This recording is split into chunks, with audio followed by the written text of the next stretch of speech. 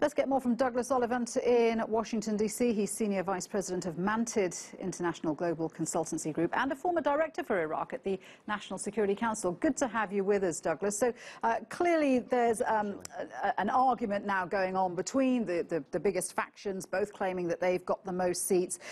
It looks like there is still going to be some tension to come and some agreements to be made before this process of making a new government gets underway. That's right. I mean, to oversimplify, you have the government proposed by Abadi and the Sadrists, which would be more Western-looking, more U.S., Turkey, Saudi Arabia friendly, versus the government that a former Prime Minister Maliki and Amiri would put together that would be more Iranian-looking.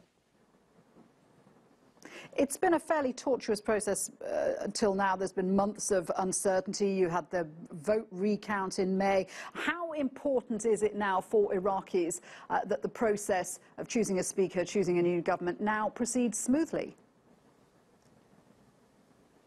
Well, clearly they need to move forward as quickly as they can. There are a number of issues that need to be dealt with by a real empowered government, not just a caretaker government.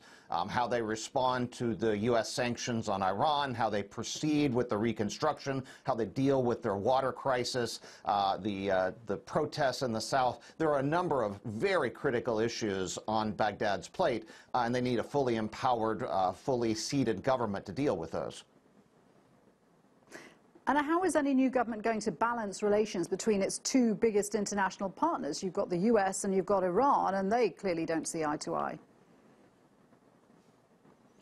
Well, that's going to be tricky. You know, the Iraqis would love a world in which they can just be friends with both East and West. However, neither their patrons to the East nor their patrons to the West seem to be inclined to let them do that. And so they're in a very tricky situation that they're going to have to be constantly balancing between their very large neighbor to the East and their very powerful patron in the West.